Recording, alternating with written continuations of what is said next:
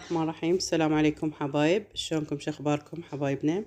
اليوم روتيننا تنظيف المطبخ، وعندي تحويلة حولت الكاونتر. الصراحة هو كان تعليق. فابني هنا موجود، وعندنا دريل البيت جيراننا جبته، فقلت له زرف لي اياه حتى اسوي مكان للثلاجة. فالثلاجة كانت مقابل الباب، انا اريد احولها. هاي الفوضى الصراحة. نزلت الغراض اللي بالكاونتر والبالثلاجة. فجهزت الثلاجة حتى يصير مجال لابني حتى يزرف له. فزرف له مكان لي فوق. هاي هنا أخذنا القياسات علقناه، وهاي راح جاب له بيجي براقي كبار تكون. هاي الباكيت بألف العفو، كل باكيت ب2 برقية، يسموه برقي وتشوي بس كبير الحجم ماله. هاي هنا أني نقعت دجاجة، قلت على مود أسوي غدا. فأني هنا لما عندي شغل عميق بالبيت وهاي أسوي دجاجة أشويها بالصينية، أسوي لهم إياها شلون تبسي، يعني أسرع أكلة عندي. المهم هسه نقعت هاني خليتها بالمي، وجا ابني هاي هنا قام ياخذ قياسات ويزرف بالدريل ويشد على مود علقنا الكاونتر. هاي هنا بهاي الاثناء قام يزرف بالحائط.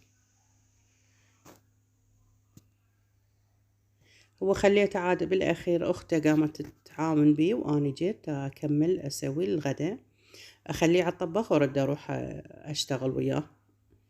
فهنا أنا عندي بوتيتا بصل أسويها كلها بدون ما أقليها نية، يعني ما مستوية، أخليها بالصينية. وطماطة وجزر كان عندي بوقتها قطعتها. الطماطة الصراحة ما كان عندي بالثلاجة، عندي بالمجمدة، طلعتها نقعتها. الطماطة قشرتها وخليتها بالصينية. فهنا بالأثناء خليت لها بس ملح وبهارات قليلة، ما خليت أي توابل، بس 7 بهارات رشة قليلة تنطيها نكهة. الدجاجة غسلتها بمي وملح ونظفتها وهاي، فنقعتها بملح وشوية رشيت عليها لامندوزي حتى ينطيها حموضة، حامض الليمون. فهنا جبتها هي كاملة، فخليتها فوق البوتيتا والخضراوات كاملة، وخليت لها رشة زيت قليلة، وخليت لها تقريبا قلاص مي. فهنا بالأثناء هي أغلفها الصينية بسيليفون.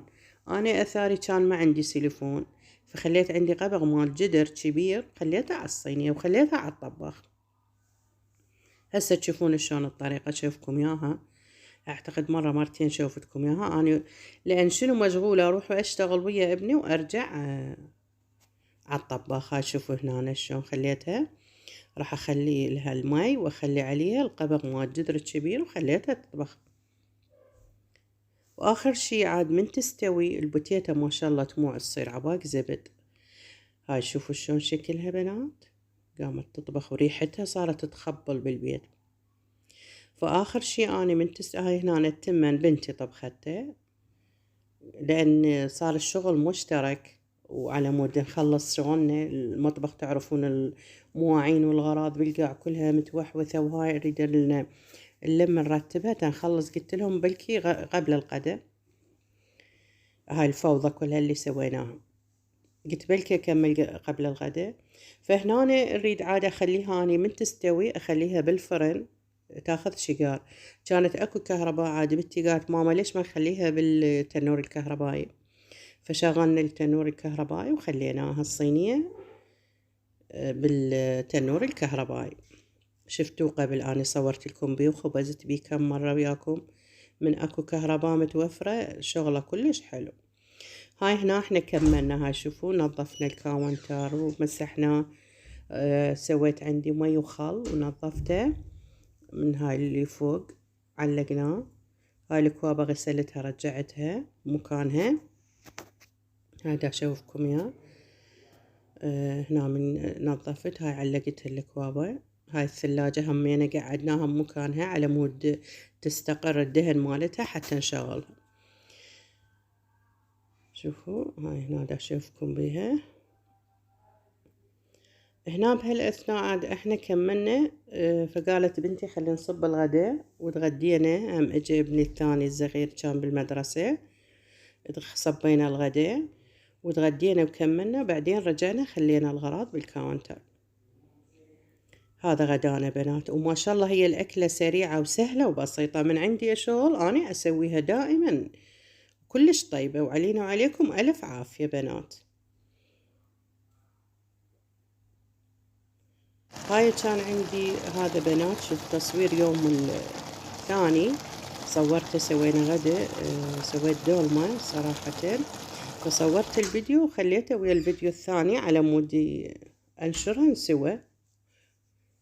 هاي هنا أنا لفيتها، بديت ألف بالدولمة، خليت طبقة بصل والبوتيتو يعني الخضراوات اللي عندي، فخليت عليها طبقة باقلة لي فوق، لأن أنا كلش أحب الباقلة ويا الدولمة. فهنا أنا بديت ألف، عندي طبقة سلق، وبعدين عندي ورق عنب. ما شاء الله الدولمة بورق العنب تصير كلش طيبة. يعني عائلتي صراحة عندي واحد بالعائلة بس ما يحب ياكلها، والله يعني كلهم يحبوها الدولمة اللي أسويها أنا. فهنا بهالأثناء قمت ألف، بعدين صحت على بنتي هماتي لفت ويانا، بس هاي يعني ثاني يوم يعني مسيطرة على الوضعية. كملت شغلي، رتبت المطبخ، عاد سوينا الدولمة.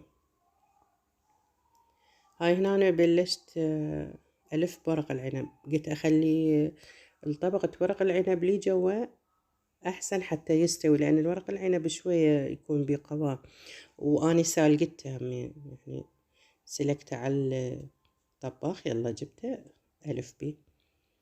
هاي هنا شوف بنات، ألفها هيجي قدامكم، مرات ألفها هيجي أصابع، مرات من عندي شغل مستعجلة الصراحة ألفها شلون ما كان.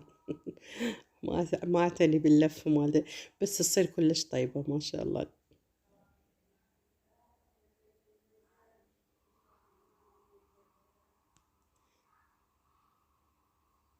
وبنات عادي من عندي أحد بالعائلة ما يحب ياكل الطبخة اللي نسويها، فبس انتي تحبيها، عندك أحد وياك يحبها، عادي أسويها، مو شرط أقول يعني فلان ما ياكلها فلان ما ياكلها أنا ما أسويها، لا، انتي إذا مشتهية الطبخة وحابتها سويها بالبيت، مو مشكلة يعني اللي ما ياكلها تسوي له غير شي، فد شي يحبه هو تسوي له إياه.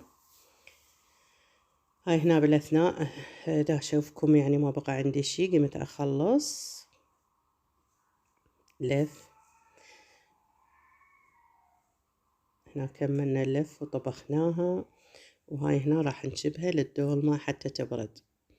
دائما الدولمة من تبرد تستقر وتبرد، ورا ما تقلبوها بالصينية تصير كلش طيبة. يعني أنا أحبها من تكون باردة أكثر من هي وحارة أول من نقلبها بالصينية. وهنا ما شاء الله من قلبتها بالصينية نزلت يعني مرة واحدة، شوفوا ما بقى كل شي، بس شي قليل من الجزر والبتيتة. وبنات أنا أحب أخلي الجزر بكل شي، من أشوي الصينية، من أسوي دولمة، من أسوي شوربة العدس، بأي شي أضيف الجزر صراحة، لأن ينطي نكهة كلش طيبة، وبيها يعني مواد غذائية للأطفال. وعلينا وعليكم ألف عافية، مع السلامة حبايب.